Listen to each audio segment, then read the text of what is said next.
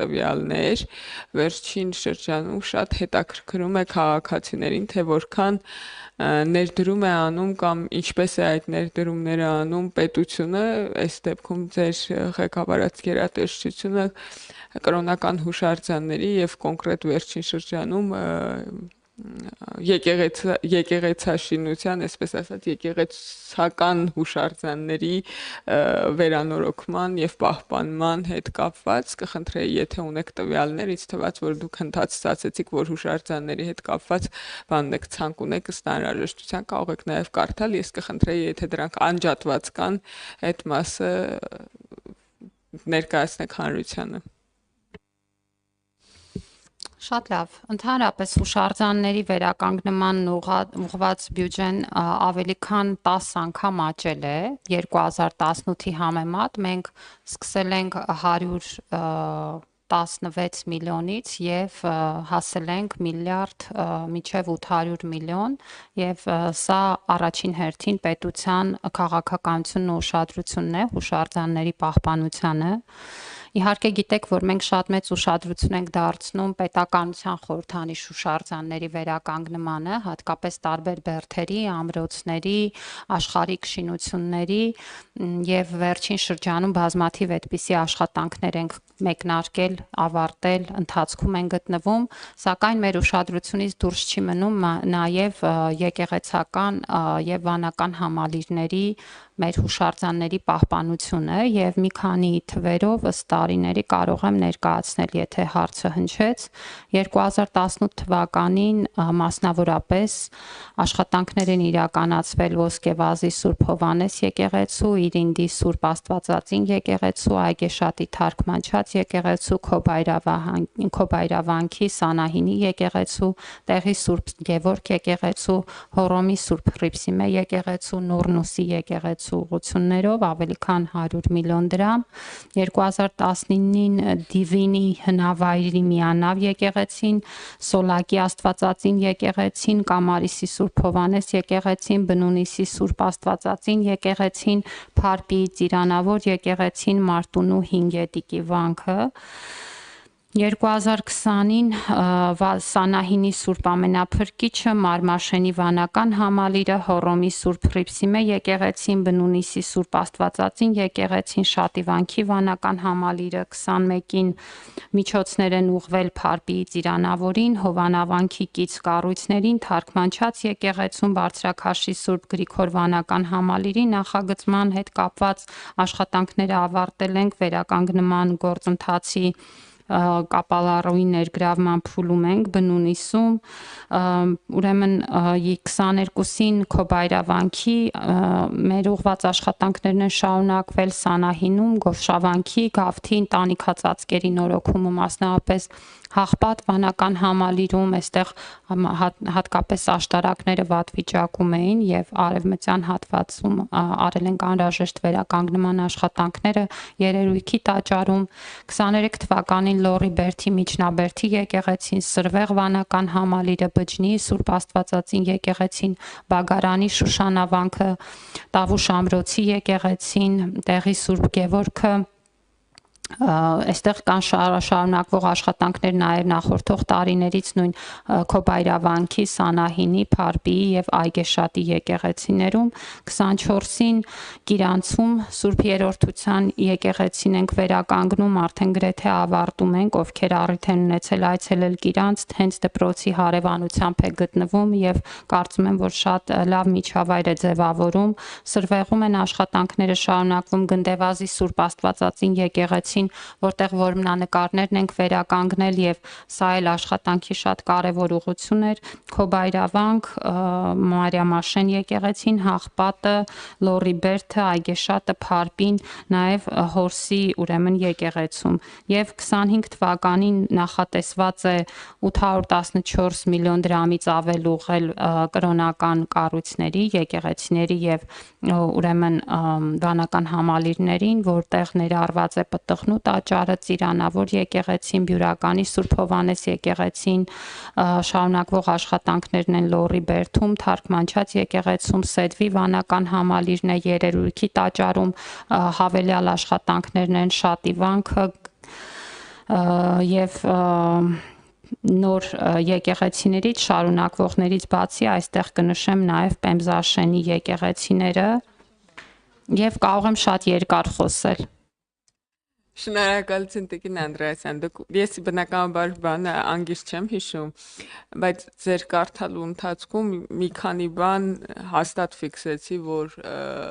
բանը լիազոր մարմնի ներքո է գտնվում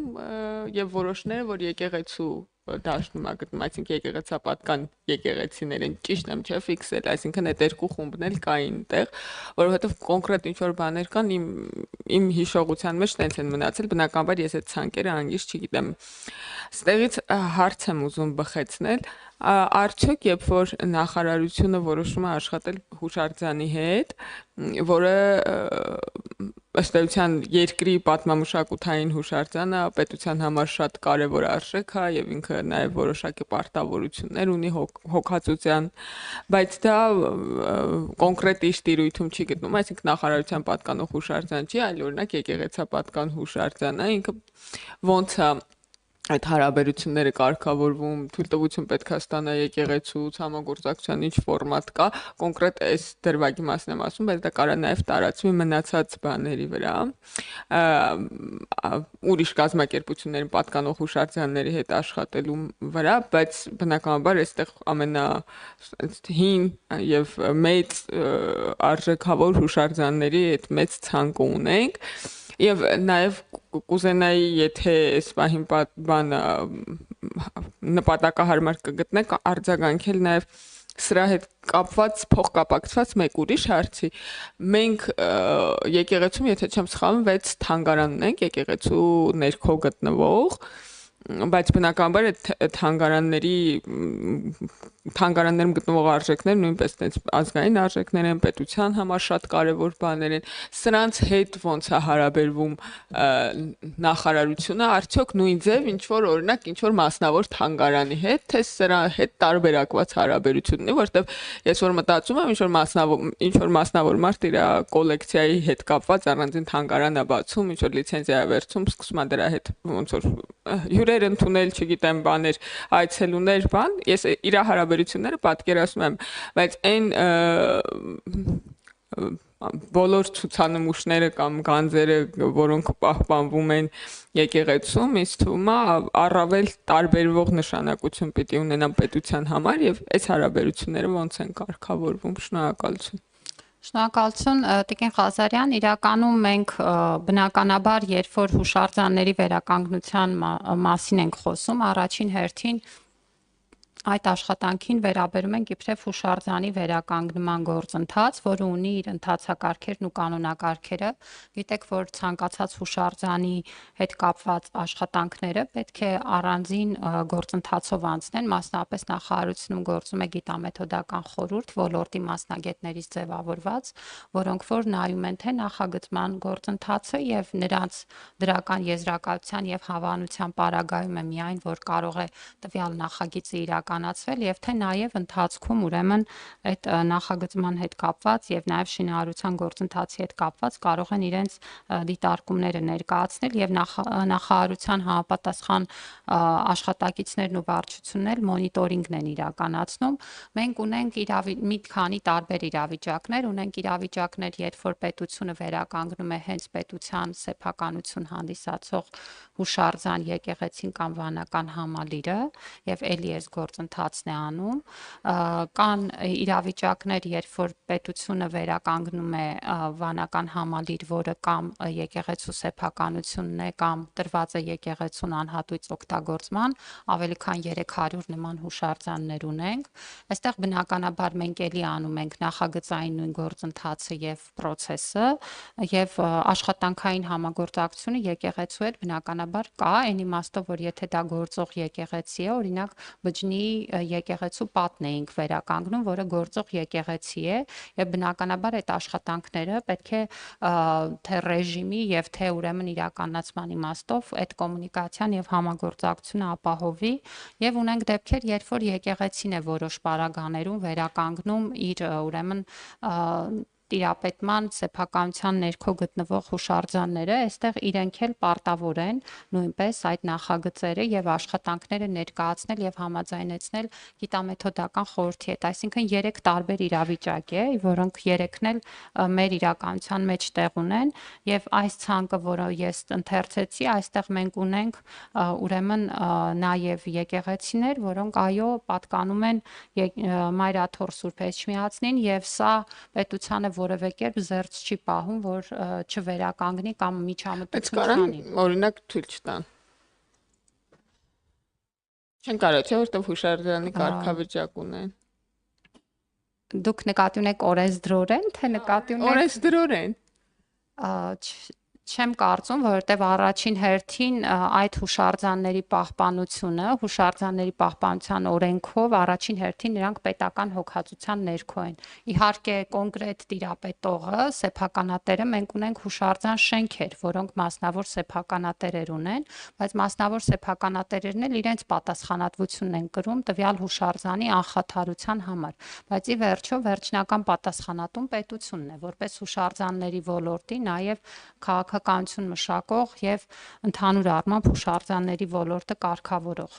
Ինչ վերաբերում է թանգարաններին, գիտեք, որ նախորդ տարի ընդունվեց թանգարանների մասին օրենքը, որը որ ոլորտում ընդհանրապես առաջին օրենքն էր եւ դրանից հետո մենք 20-ից ավել ենթաօրենսդրական ակտեր ենք մշակել եւ ընդունել, որոնք կարգավորում են թանգարանների օրենքը։ Այստեղ ուրեմն առանձին նաեւ օրենքի մշակման ժամանակ Տիկին Ղազարյան նաև ձեր մասնակցությամբ եւ նախաձեռնությամբ այդ թվում քննարկումներ են կազմակերպվել նաև եկեղեցու մասնակցությամբ։ Իհարկե կան հարցեր, որոնք դեռևս հստակեցման կարիք ունեն եւ միջև վերջ կանոնակարգված չեն, այդ թվում օրենսդրական իմաստով ու կարծում եմ, որ այստեղ մենք առաջնորդվում ենք գործող օրենսդրության մեջ այն տրամաբանությամբ, որ թանգարանների հավատարմագրման գործընթաց է ներդրվել թանգարանների օրենքի շրջանակներում եւ այդ հավատարմագրումը գործում է նաեւ եկեղեցու թանգարանների համար, որոնք որ պետք է անցնեն համապատասխան այդ չափորոշիչների հավատարմագրման կարգը հաստատվել է այդ հավատարմագրման գործընթացով։ Շնորհակալություն Տիկին Անդրեասյան, այս թեմայով կարելի է շատ հարցեր տալ, որտեղ երբ որ պատասխանում եք, էլի հարցեր առաջացան, բայց երևի մի այլ առիթով կշարունակենք այս խոսակցությունը, այդ նաև թույլ տալ չտալու հետ կապված, որովհետև օրինակ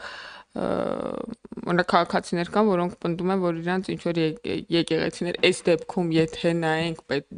հուշարձաններ գուցե նաև